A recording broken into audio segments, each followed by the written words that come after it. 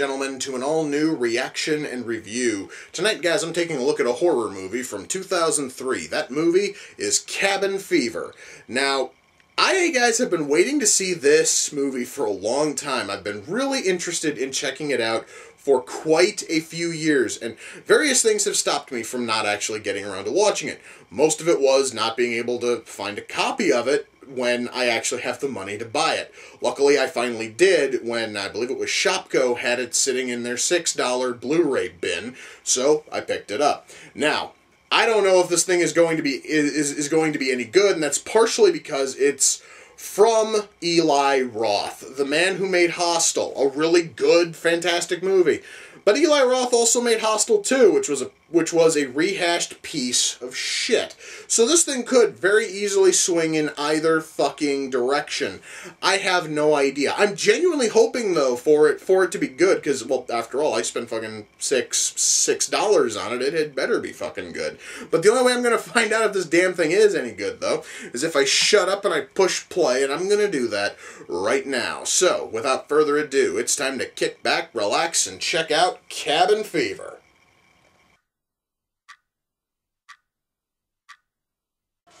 You know, guys, I was really kind of hoping for the writing in this to be just a little bit better, but unfortunately, so far we haven't been getting a whole lot of good fucking writing. In fact, a lot of this has been incredibly stupid.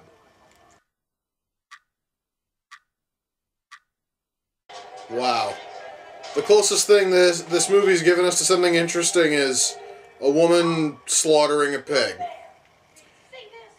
Yeah, guys, that normally is not a good sign when the most interesting thing your fucking movie's had is a pig being slaughtered.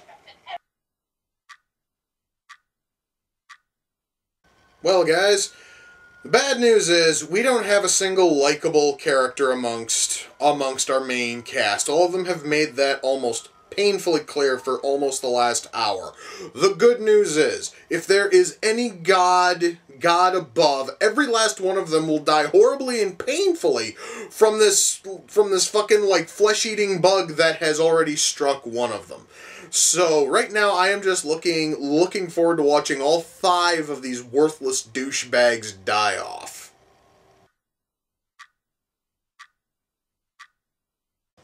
Alright, well, at least that's a creative way to, use fucking, Listerine. I never really thought of using it as a way to rinse off your dick after you screw a chick who's probably got a flesh-eating virus. But, hey, at least it was creative.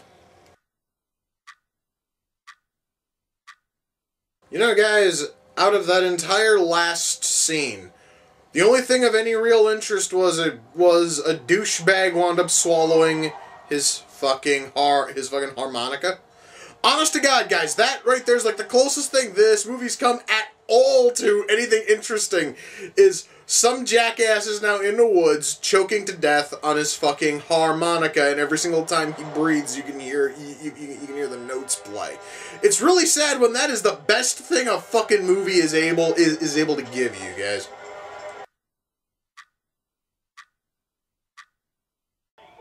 Well, guys, that was Cabin Fever. I'm kind of happy that the movie's done. And I will say that as much as I disliked this movie, at least it ended on a high note. At least it actually went out with probably the best fucking joke they told in the entire film. It's actually kind of a pity it's one of only about 3 or 4 good fucking jokes, but I'll cover humor in just a minute. I first, as always, want to start off with writing. I'm going to start with character because I love to beat this horse, and I'll continue to beat the character horse until filmmakers understand that this shit is fucking important on some level no matter what movie you're making. When you're making a movie, especially a horror movie, nobody's asking you to give us well fucking crafted characters. The least I'm asking is give us a reason to give a shit when these characters start dying off. Give us one fucking reason. Give us characters who have a little bit more personality than what is seen here. I'm going to sum up all 5 of our main characters for you right now. The men, all 3 guys in this movie, are absolutely retarded, unlikable twits who you are going to pray to watch them die within minutes of seeing them.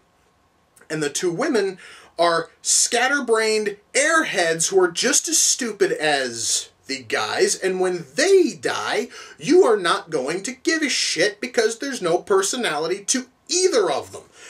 Now, mind you, like I said, guys, I'm not asking for a deep character, character study here. I'm asking for the writers. I'm asking that Eli fucking Roth have taken the effort to have given us a reason to give a front-flipping fuck about any of these characters when the flesh-eating virus starts to get to them, or when they die in a violent manner. Because the only thing that happens is when they either die or when they get sick. You're happy because that is one less worthless piece of shit on screen to fucking worry about.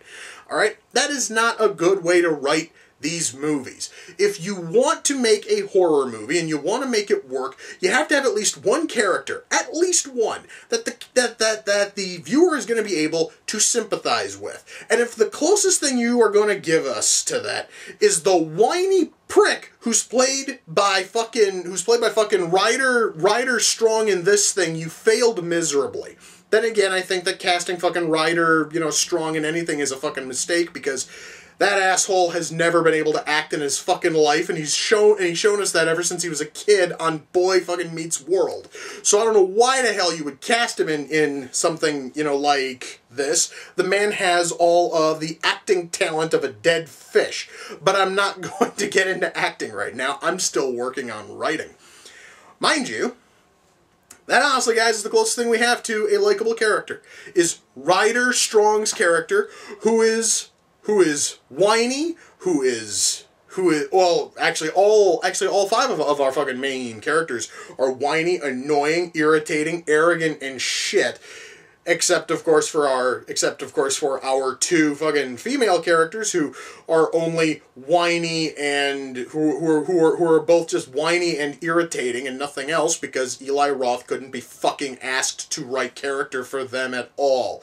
Even honestly, if that character was unlikable douche. Anyway, so guys, we have five main characters who completely suck, and they suck hard. But what about all of the secondary characters? What about all the people who live in this small town where this cabin is located? Well, they attempted to make all of these characters quirky, and by quirky I mean just redneck, and as redneck as you could possibly get. So none of them have any kind of personality outside of essentially a Jeff Foxworthy joke, and that's it for our cast, guys. There is no one here that we are going to care about. There is nobody here who is going to be memorable in any fucking, reasonable sense. There is nothing here that is going to drive you to want to finish watching the movie, except possibly for the gore. And I'm going to skip past acting for now. I'm going to go right to gore. And the gore here is awesome, all right? And the gore here is done very, very well. The problem is, when you have fantastic gore and your story is shit and your writing sucks, then it basically is just wasted fucking effort to give us decent, gore. I mean, it would have been nice if we would have had a decent fucking script that would easily complement the gore, but we don't get that. Now I have to go back to writing, because I forgot to talk about the humor in this thing, because this thing, guys, is trying to be a horror comedy. And when I say a horror comedy, I mean they do slip in a ton of jokes. However, only about 3 or 4 of them are actually any good, and those are in stark contrast to the dozens and dozens of misfired jokes that we have to put up with, such as the annoying stoner fucking deputy who only fucking talks about parties and nothing else. I swear to God, every other word out of his mouth was party, and I wanted someone to shoot him in the back of the head, and unfortunately we didn't get that. Of course, we have that. And then we also have the stupid fucking kid who is sitting on the fucking swing fucking side of the general store, who randomly bites people and screams about, and fucking, like, screams about pancakes. That wasn't fucking funny either. That wasn't even interesting. We have only a we have a very small number of fucking jokes here that actually work. And unfortunately, unfortunately, when it comes to writing, those few jokes are the only thing that work in this fucking movie, because we have nothing here that actually comes close to decent horror or tension or character depth. We have about three decent fucking jokes, and that is supposed to carry a, how long is this thing again? 98 minutes. That is supposed to carry a 98-minute movie. Are three or four halfway decent jokes. I'm sorry, that doesn't fucking work. The writing here failed simply because you could basically see all of the interesting shit in about 45 seconds of a 98-minute movie. That is not good, okay? Now, I've covered writing, and I've covered gore effects. I've touched slightly on acting because I had that little fit about Ryder fucking Strong. But what about the rest of the acting? The rest of the acting is okay. I mean, mind you, guys, and I state this many, many times, when you are handed a script that fucking sucks, you should never, ever expect miracles when it comes to acting. But god damn it, at least the cast here tried. And I'm gonna say this, as much as I dislike Ryder Strong's acting, even he fucking tried here. I mean, even he put in some level of effort. Even though they were given a script which is garbage, they still put in some level of effort, and that is 100% commendable. So yeah, I am gonna say that the writing here is, the writing here is garbage, but the acting here is pretty good, and the gore effects are good, and the lighting is good, and the camera work is great. And also the music in this thing kind of sucks. I'm just gonna tell you that right now. The music in this movie really stinks. So really, guys, we have here a movie that should have by all fucking rights have been great, and it's brought down by terrible, terrible writing. And I have seen that time and again in this series, and it doesn't get any less fucking depressing, guys. I love it when a movie is fucking firing on all friggin' cylinders, and we actually have a movie that works. But I hate it. I absolutely loathe it when a movie is just going really, really good. Unfortunately, the writing brings everything else down, and the movie sucks as a fucking result. So when all is said and done, I am not able to recommend Cabin Fever, and I'm really sad I wasted the $6 fucking on it. So, yeah, I also know that there is a Cabin Fever sequel. No, I am not going to bother fucking watching it. This first one was shit all by itself. I am not going to waste the time on a worthless, unnecessary direct-to-video sequel. Fuck that noise. So yeah, guys, no, there is no way I am going to recommend this. There's no way this thing is staying in my Blu-ray collection one more fucking day. However, if you guys are really curious, I believe this thing is on Netflix. Well, at least it might be. So if you totally want to waste about 98 minutes, go right ahead.